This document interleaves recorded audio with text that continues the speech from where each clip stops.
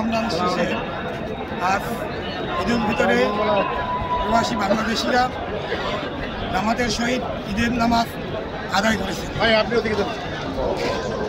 কুয়েতের জাতীয় মসজিদে আল কেবির সবচেয়ে বড় জামাত অনুষ্ঠিত হয়েছে। এছাড়া কুয়েত সিটি, ওরানিয়া, হাসাবিয়া, ফাহেল এবং আল জাহারা বিভিন্ন মসজিদে সকাল 5:56 ঈদের জামাত অনুষ্ঠিত হয়।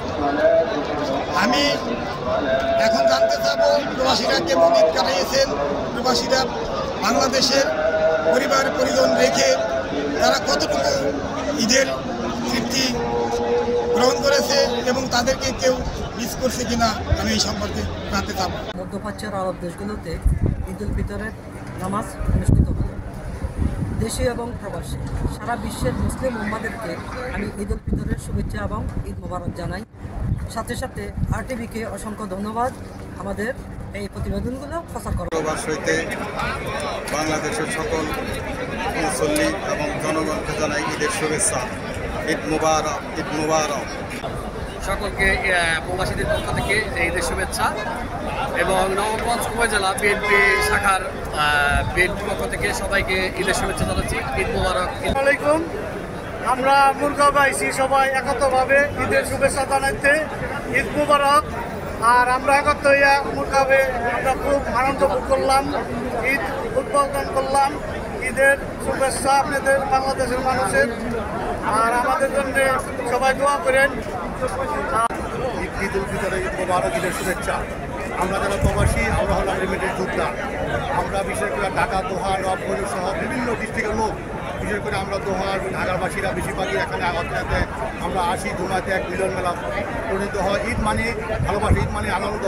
আমরা প্রবাসীরা চাই দেশের মাটিতে আমাদের পরিবার পরিজনগুলো যেন রহমতের চাদর দিয়ে মহান আল্লাহ ঢেকে রাখে এবং নিরাপত্তা যারা দায়িত্বে আছেন সরকারের কাছে অনুরোধ থাকবো, আমরা নিবিড়তম দেশের উন্নয়নের কাজ করব। আপনারা নিরাপত্তা দেবেন আমাদের পরিবারকে, এটাই আমরা চাই। সকলকে ঈদুল আজহার শুভেচ্ছা, ঈদ মুবারক। আসসালামু আলাইকুম। মা বাবাদের ছাড়া আমরা ঈদ করতেছি খুব কষ্ট পাই, তাই সকলের কাছে আমরা দোয়া চাইতেছি, সকল মা বাবার জন্য দোয়া করতেছি।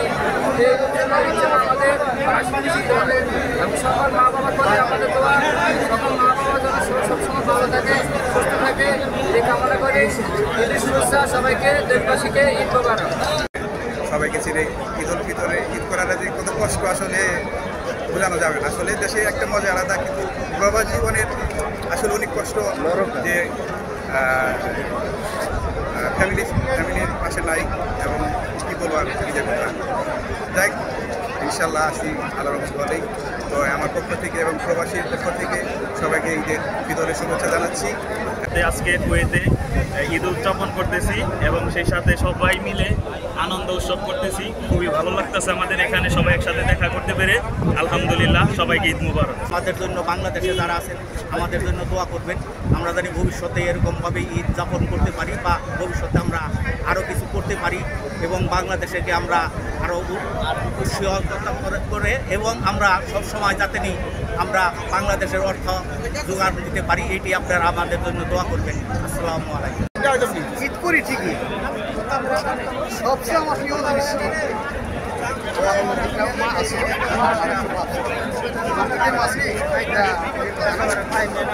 মা মরে যাওয়ার পর, বাপ মরে যাওয়ার পর আমার দেশে যাওয়ার মনটা কান্দে, তার জন্য আমি দেশে যেতাম।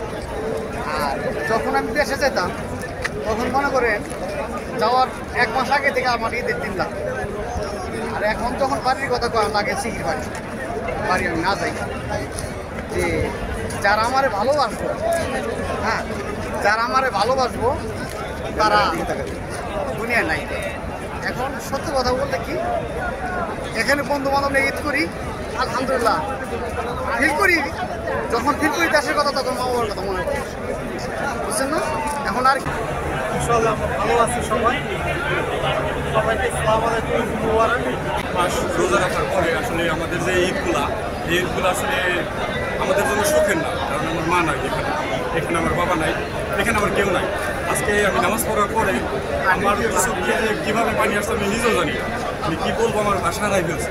মা ছাড়া বাবা ছাড়া এখানে ঈদ আমরা প্রবাসীরা কী কষ্ট করি, এটা মাত্র একমাত্র আমরা প্রবাসীরাই জানি। এছাড়া আমাদের দুঃখ কেউ মানে বোঝার মতন কেউ নাই। আমরা কারে যে বোঝাবো আমাদের দুঃখগুলা, আমি ভাষা হারাই ফেলছি কী বলবো। আমার মায়ের আমি আজকে ভীষণ মিস করছি। যদি আমার মা এই ভিডিওটা দেখে, মা তোমার অনেক বেশি ভালোবাসি, সকল প্রবাসী মারে আমি অনেক বেশি ভালোবাসি। 30 দিন রোজা রাখার পরে আমাদের যে ঈদ অনুষ্ঠান হয়েছে এবং আমরা প্রবাসী যারা আছি, বাংলাদেশে যারা আছে তাদেরকে আমরা অনেক মিস করতেছি এবং তাদেরকে সালাম প্রবাসী বসে পালন করলাম এবং দেশে যারা আছে তাদেরকে আমরা ঈদ মুবারক পক্ষ থেকে এবং দেশে যারা ভালো সুন্দর থাকুক এবং প্রবাসী যারা আমরা বাংলাদেশে আছি সবাইকে ঈদ মুবারক। আসসালামু আলাইকুম। তো সবসময় মিস করি আমরা সবার যারা এখানে আসছি, অবশ্যই আমরা সবসময় থাকতেছি, তো সবসময় থাকছি। আমরা আপনাদেরকে অনেক ধন্যবাদ জানাই। বিশেষ করে এই খবরটা কথা বলতেন আমরা চ্যানেলে আমরা অনেক শুভেচ্ছা জানাই। কারণ আমরা এটা ভালো কাজ করতে চাই, দেশের জন্য আপনারা একটু কাজ করবেন, আমাদের দেশটা যদি ভালো চলে, সুন্দর চলে, আমরা যেন সবাই ভালোভাবে চলতে পারি। আপনাদের কাছে এটুকু অনুরোধ, সত্য সংবাদ প্রচার করবেন সবসময়।